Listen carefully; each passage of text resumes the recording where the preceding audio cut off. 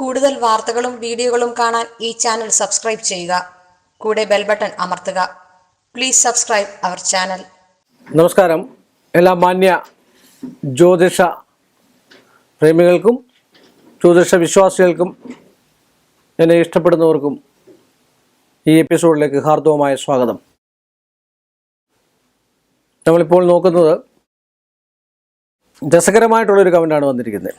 പല ആൾക്കാരുടെ ഒരു സംശയമാണ്, പെൺകുട്ടി ജനിച്ച മാസം വിവാഹം നടത്തുന്നത് ഉത്തമമാണോ അല്ലയോ എന്ന്.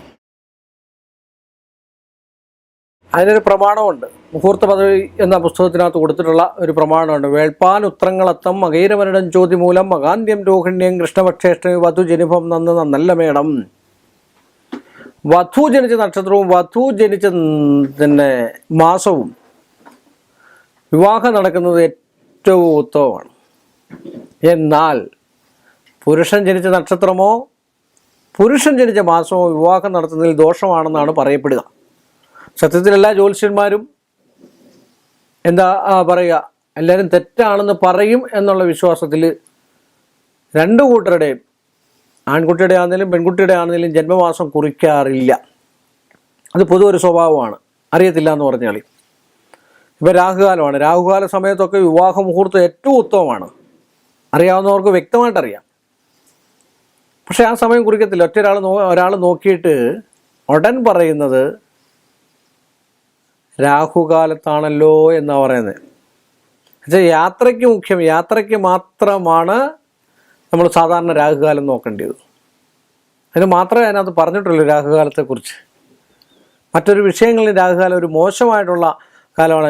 രാഹുകാലമുണ്ട്, യമകണ്ഠകാലമുണ്ട്, ഒരുപാട് കാലങ്ങൾ ഒരുപാടുണ്ട്. ജ്യോതിഷത്തിൽ പരാമർശിക്കുന്നതായിട്ടുള്ള വിഷയമാണത്. അപ്പം നമ്മൾ ഈ ജന്മങ്ങൾ അതുപോലെ തന്നെ ജന്മമാസങ്ങൾ വസന കൊടുക്കാൻ, പുതുതായിട്ട് അന്നം കഴിക്കാൻ, ചോറ് കൊടുക്കാൻ, ഇതിനൊക്കെ ജന്മമാസങ്ങളും ജന്മനക്ഷത്രങ്ങളും ഒക്കെ കൊള്ളാവുന്നതാണ്. അതൊക്കെ നമ്മൾ അറിഞ്ഞിരിക്കേണ്ടതായിട്ടുള്ള കാര്യങ്ങളാണ്. അതുകൊണ്ട് പെൺകുട്ടിയുടെ ജന്മനക്ഷത്രം ഏറ്റവും ഉത്തമമാണ്. ഈ 16 നാളിൽ ഉൾപ്പെടുന്ന നക്ഷത്രമാണെങ്കിൽ അത്യുത്തമമാണ്. ഒരു വിവാഹം നടക്കാനും വിവാഹ മുഹൂർത്തം എടുക്കാനും ഏറ്റവും നല്ലതാണ്. ചില ആൾക്കാർ വന്ന് പറയാറുണ്ട്, സാറേ വിവാഹ മുഹൂർത്തത്തെക്കുറിച്ച് മുഹൂർത്തം മോശമായിപ്പോയി, അതുകൊണ്ട് ഞങ്ങളുടെ വിവാഹത്തിൽ ഡൈവേഴ്സ് മറ്റു കാര്യങ്ങളൊക്കെ ഉണ്ടായിരുന്നു. വിവാഹ മുഹൂർത്തം മോശമായാലും നല്ലതായാലും ഒരിക്കലും അങ്ങനെ സംഭവിക്കുന്നത് അത് അവരുടെ നാളിൻ്റെയാണ്, പൊരുത്തത്തിൻ്റെയാണ്. വിവാഹം മാറിപ്പോവുക മറ്റു കാര്യം. നമ്മളെന്ന് പറഞ്ഞു കഴിഞ്ഞാൽ വിവാഹത്തിന് കൊള്ളാവുന്ന ഒരു ദിവസം നോക്കി ഒരു ഡേറ്റ് കുറിക്കാതെ മാത്രമേ ഉള്ളൂ. അതിന് 37 നാളോ പിന്നെ നവദോഷങ്ങളോ രാഹുമന്ദ കുജാലഗ്നി ശുക്രപാപാഞ്ച സപ്തമി അഴിവാർ 8 ചന്ദ്രൻ, അങ്ങനെയൊക്കെ ഇതിനകത്ത് പ്രമാണങ്ങൾ, ഒരുപാട് പ്രമാണങ്ങളുണ്ട്. എല്ലാ പ്രമാണങ്ങളും ക്രോഡീകരിച്ചുകൊണ്ട് നമ്മൾ നല്ലൊരു മുഹൂർത്തം കുറിക്കാൻ പോയി കഴിഞ്ഞാൽ നടക്കാൻ സാധ്യത കുറവാണ്. അപ്പോഴാണ് നമ്മൾ മറ്റൊരു മുഹൂർത്തം എടുക്കുന്നത്,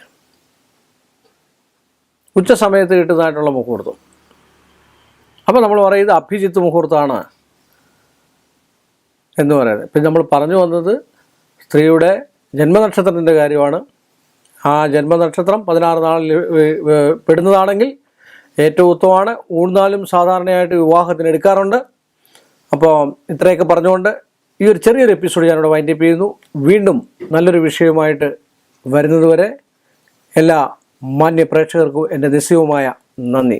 കൂടുതൽ വാർത്തകളും വീഡിയോകളും കാണാൻ ഈ ചാനൽ സബ്സ്ക്രൈബ് ചെയ്യുക. കൂടെ ബെൽ ബട്ടൺ അമർത്തുക. Please subscribe our channel.